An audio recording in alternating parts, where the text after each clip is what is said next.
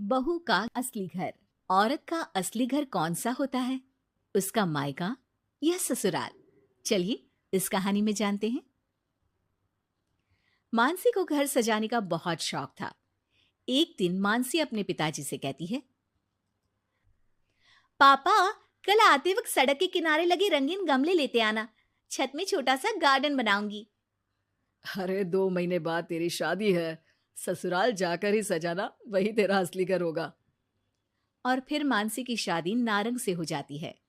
नारंग का घर होता तो है बहुत बड़ा, लेकिन पुराने तरीके का। फिर एक दिन, माँ जी देखिए, मैंने ड्राइंग रूम सजाया है। ये नया बड़ा टीवी और सोफे कैसे लग रहे हैं माँ जी? अरे ये सब नहीं चलेगा।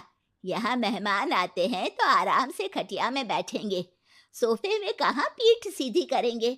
और रंगीन टीवी का रिवाज हमारे घर में अभी नहीं आया है, समझी? सास मानसी को लगभग फटकार से लगाकर वहां से चली जाती है। वो सास से माफी मांगकर कमरे को फिर से पुराने जैसा ही सजा देती है। एक दिन किचन में मानसी सब्जी बना रही होती है कि तभी उसका पति वहां जाता है। अरे ये क्या कहते हैं इस सब्जी को? परवल जी, हमारे मायके में तो खूब बनती है। आज मन था खाने का तो सबके लिए बना दिया। अरे खाने का मन हो तो अपने घर पर जाकर खाओ ना। अब मानसी समझ जाती है कि पिता ने उसका दिल रखने के लिए ये कहा होगा कि ससुराल ही उसका असली घर है, जबकि उसका असली घर तो उसका मायका ही है।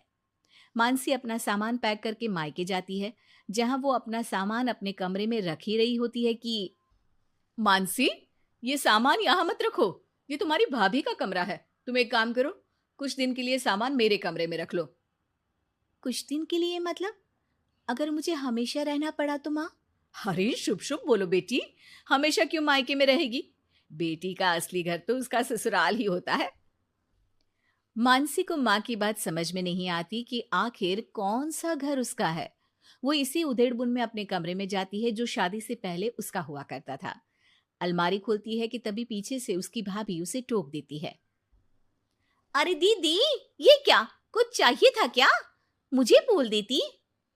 नहीं नहीं, मैं तो बस वैसे ही अपनी अलमारी में देख रही थी, लेकिन यहाँ तो मेरा कोई भी सामान नहीं है। दीदी, अब ये अलमारी मेरी है। आपकी शादी के बाद कमरा और अलमारी दोनों ही मेरे हैं। अगर आपको यहाँ आना है मेरे कमरे में या अलमारी से कुछ चाहिए तो आप मेरी इजाजत ले लीजिएगा। मानसी को भाभी की बात बहुत बुरी लगती है। वो सीधे माँ के पास जाती है। माँ, वो तो मेरा कमरा था। हाँ बेटा था, लेकिन अब तो तेरी अलमारी तेरे ससुराल में है ना। हाँ, लेकिन वहां तो मैं अपने अनुसार कुछ भी नहीं कर सकती। हर बात पर सास से पूछना पड़ता है। उनके कहे अनुसार ही घर पर रहना पड़ता है। और अब यहाँ भी तुमसे और माँ से पूछना पड़ता है। तो फिर मेरा घर कौन सा है माँ? तभी वहां मानसी की भाभी आ जाती है और वो बहुत ही समझदार महिला होती है। अरे ये तो बहुत सरल है मानसी। तुम ससुराल जाओ और कुछ महीनों तक मेरे कहे अनुसार चलो। इस सवाल का जवाब तुम्हें खुद ही मिल जाएगा। भाभी उसके कान में कुछ बातें कहती हैं, जिसे सुनकर मानसी अपने ससुराल चली जाती है। अरे आज सुबह सुबह काम वाली के लिए दरवाजा किसने खोला? घर पूरा साफ, किचन भी पूरा साफ। माँ जी, आप रोज सुबह 5 बजे उठती हैं, ये मुझे ठीक नहीं लगता। इसलिए आज काम वाली बाई के लिए मैंने दरवाजा खोल दिया। थोड़ी देर के बाद मानसी ससुर के पास नाश्ता और दवाई लेकर आती है। अरे मानसी बेटा तुम। हाँ पापा, आप समय पर नाश्ता करके दवाई ले ले। मानसी पति के लिए टिफिन पैक करती है और पति को देती है। अरे मानसी, आज तो मेरी अलमारी बहुत साफ है और आज खाना भी मेरी पसंद का। क्या बात है।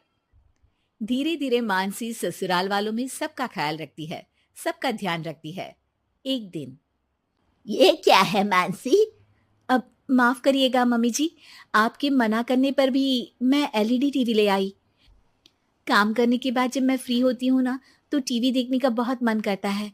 ब्लैक एंड व्हाइट टीवी में मुझे समझ में नहीं आता, इसलिए अपने कमरे के लिए कलर टीवी मंगवाया था। अरे बेटा, तेरा घर है, अपने कमरे में क्यों? ड्राइंग रूम में ही टीवी लगवा दे, हम भी देखेंगे। मानसी सास की बात सुनकर खुश हो जाती है। अरे मानसी याद है, एक सब्जी खाने का तुम्हें बहुत मन था, तो वो सब्जी बनाओ ना, हम सब लोग भी वही खाएंगे। लेकिन वो तो यहाँ पर बनती नहीं है ना। अरे भाई, किचन तुम्हारा है, इस घर की तुम मालकिन हो, अब तो तुम जो खिलाओगी वही खाएंगे हम। मानसी की समझ में नहीं आता कि अचानक घर वालों के व्यवहार में इतना बदलाव कैसे। वो अपनी भाभी के पास मायके जाती है। भाभी, आपके कहे अनुसार मैंने सबका ख्याल रखा। घर की हर छोटी जरूरतों को मैंने खुद पूरा किया। और अब तो घर का हर सदस्य मुझे ही घर की मालकिन मानता है। लेकिन ये क्या फॉर्मूला थी भाभी, समझी नहीं मैं। देखो मानसी, घर किसी एक का नहीं बल्कि पूरे परिवार का होता है। चार दीवारी ईंट कंकड़ से बनने वाला घर अपना तभी होता है जब हर व्यक्ति अपनी जिम्मेदारी समझ उन चार दीवारी को घर बनाए। और ये तभी मुमकिन होगा जब आप खुद उस घर को अपना मान कर रहें जहां आप रहते हैं।